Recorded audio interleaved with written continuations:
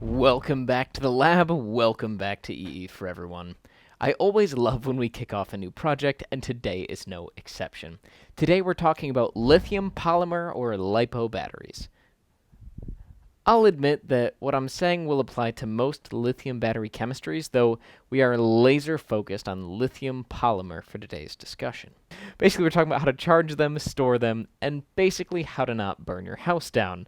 For an added level of risk, I'm actually charging one of these as I talk to you about this, so if you hear the smoke detectors go off, I guess you'll know I'm wrong. First things first, it would be very unlike me to not start this video by telling you exactly why you should never duplicate this project at home. Lithium batteries are and will be a fire hazard. If you don't charge them well, or if you don't store them well, if you're not constantly monitoring the health of your lithium battery cells, it's easy to start a fire. That's why the batteries used in hobby RC airplanes and drones have and will continue to catch fire. There's a lot of energy density in lithium batteries, and that's what makes them intrinsically dangerous. Well, the high energy density and the fact that one of the materials commonly used as the electrolyte in lithium batteries is highly flammable. That is basically a recipe for disaster. Thankfully, some battery chemists have been working very hard to minimize the risk of burning down your house and maximize the safety of these batteries. That's why you can find lithium batteries used everywhere from electric vehicles to your cell phone. And it's fine. There's not usually fires. Never mind the news. But these batteries need to be handled with extreme caution, and I do mean extreme caution. Do not take anything we discuss here today as design advice or an absolute truth. Always make sure to work with your battery manufacturer's datasheet and implement a safe charger for that specific battery. There are some nuanced details that are different from battery to battery, and assuming they're all the same is going to lead to a bad time. Every application is different, and do not duplicate the battery circuits you're about to see here without a complete understanding of how these work and being a certified professional in that field. These designs are being shared for educational purposes only. They're not meant for sale or use in any country. With that out of the way, there are definitely some ways that you will absolutely always start a fire or have a bad time, so we may as well dive in and start burning through our topics for today. Let's start with the basics. What is a battery? Oh, what is a battery? Well, have you ever seen something called a lemon battery? A lemon battery basically uses copper and zinc in the form of some common American currency. You can quickly and conveniently build yourself a battery using lemon juice, like inside of a lemon, like you shove them into a lemon. So that lemon juice is your electrolyte, and then the zinc and copper in the nickel, I think, and the penny is your anode and cathode. This is relying on a material property known as electronegativity, just like every battery. And one way to think about this is electronegativity is a lot like the intrinsic electrical potential of a material, specifically in this case a metal. The lowest electronegative material will become the anode, or the positive electrode, and the most electronegative material will become the cathode, or the negative terminal. Now, before we light a fire in the comments, I just want to say that everything we're talking about here is with reference to conventional current flow. Now, I know that it's wrong, and I fought the current for a while too, but everybody gives in eventually because fighting that current is just not worth the effort. If you want to go ahead and rewrite every textbook on electronics, go ahead. But as for me, I'll watch. So, anyways, conventional current flow assumes that the positive charges, or the protons, are moving through a circuit, even though we know that's not true. We know the negative charges, or the electrons, are really what moves. Protons don't move. You'd need to shatter atoms to we're not shattering atoms today. For any students out there, this might sound a little bit like electrochemistry, because that's exactly what this is. It is the chemistry of electricity. It's great. If you don't like chemistry, you can't say that you like electrical engineering, because that's ultimately a very related field. Like physics, chemistry, and electrical engineering go hand in hand. So yes, batteries use an oxidation reduction reaction that occurs with an electrolyte, and in this case there's an extra element called a separator, and that separates the chambers. It's permeable to electrons, but it kind of keeps the separate halves of the battery separate. To keep this video to a somewhat reasonable length, let's just go ahead and say that battery construction methods are outside the scope of this video. Now then, let's assume that you have an electrochemical cell, and this cell has a voltage of about 4.2 volts when fully charged, and that same cell has an open circuit voltage of about 3.2 volts when fully discharged. Hey, that sounds a lot like a lithium polymer battery. For most battery chemistries, more than one cell must be connected in series to achieve a reasonable terminal voltage. Not so for lithium, but a great example of this is a lead-acid battery, where each cell only has a nominal voltage of 2 volts. So 6 of those are combined in series to create a 12-volt battery. That pretty much covers the basics of battery chemistries and how batteries work, but there is a lot more to talk about both in that and everything else ahead of us, so let's move on. There are a few ways to quickly destroy lithium batteries, and some of these are more catastrophic than the others. The most common types of abuse in lithium batteries are overcharging, overdischarging, a failure to terminate a charge once complete, and an overtemperature fault. On top of that, leaving the battery fully charged, it's like 100% or 0% fully discharged for too long, that's also bad for the battery cell.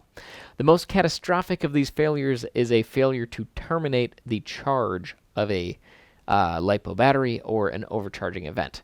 Lithium batteries all rely on a CCCV curve, that is a constant current followed by a constant voltage until a current threshold is achieved, like the cutoff threshold. That critical cutoff threshold is the charge termination current. By continuing to push current into a fully charged lithium battery, you can start to grow something known as dendrites inside the cell. To some amount, this always happens, but long, dangerous dendrites that tend to puncture the cell separators, leading to internal shorts and fires, well, a potential for fire. That's what happens when you hold a battery in the constant voltage charge state for too long, like you're trickle charging a lithium cell. It's not good. Basically, these metallic structures are formed by metallic lithium that gets deposited from the electrolyte, building up these structures that can puncture those separators. That's why it's always important to follow the battery cell recommended charge termination currents, constant voltage set points, and charge currents. Now, of course, there are some rules of thumb that get you kind of in the right realm, but really, you need to read the datasheet. Most other forms of abuse lead to a shorter lifespan of the battery, though any type of improper treatment can lead to catastrophic failure over time. What I mean is most lesser forms of battery abuse will lead to a diminished capacity of that cell over time, less milliamp hours than you see on the sticker in each cell.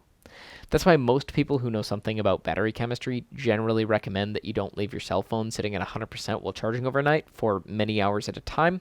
Holding that battery at 100% charge for long periods of time will, over time, reduce the useful battery capacity. But it's not dangerous to charge a phone that way. It's just annoying when your cell phone doesn't last as long. Like always, lithium batteries, like everything else, are getting better every year. So some of these effects are definitely getting less significant in newer lithium batteries, but they're still true to a point. All of this might leave you feeling a little anxious, perhaps a little overwhelmed about all the special treatment you'll need to give a battery. Thankfully, there's a special class of lithium battery available that is known as a protected cell.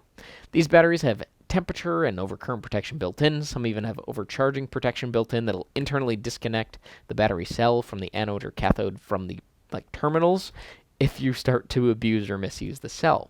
In more advanced packs, there's even cell balancing from higher output voltages and Coulomb counting that can be a standard feature where you just get this black box power in, power out, and all of that management happens behind the scenes. It's awesome, super complicated, super detailed, and it's fantastic. In our case, cell balancing and Coulomb counting are outside the scope of this video. For our discussion today, we'll be referring to the MCP 73832, an integrated circuit from Microchip which handles and automates the lithium battery charging process. This IC implements a programmable maximum constant current, a fixed battery voltage threshold, and a cutoff current that I think is proportional to the current set point. Generally, a good place to start, like 10%, 1% of that threshold. Alongside this, there is also internal temperature limiting, so for a little bit granular level of detail, this chip is basically a thermally limited linear regulator that has a current and a voltage limit. So it's thermally limited, current limited, and voltage limited. This charger won't be the fastest lithium charger in the world, but if you don't need the speed, it won't blow anything up, so that's pretty great. We'll talk a little bit more about our higher level architecture in a future video, but for now let's just assume that on average we can charge the cell fast enough that the downstream circuit won't discharge the battery faster than we're able to charge. Now, if you're like me, I'm sure you've seen that bug before on cheaper laptops, cell phones, stuff like that, where you plug it in, but the percent charge is going down while you use it. It's not great. This is the kind of circuit that can lead to that bug. Of course, it's possible to implement your own logic to build a voltage and current limiting power supply to charge a battery. However, having something that is purpose-built for the safe handling and charging of a single lithium-ion cell, including lithium polymer batteries, is very nice. I suspect this will generally save you from yourself, just like it does for me. Having that logic already vetted and tested in a pretty good state is awesome. This chip, I expect to have very few bugs in the logic and be relatively reliable for a single chip solution. Now, our implementation doesn't stray too far from the application reference design. It just sets a 500 milliamp nominal current limit, so we don't need to do anything special for negotiation of USB power. We added an LED to indicate when the battery is charging, and, well, that's pretty much it.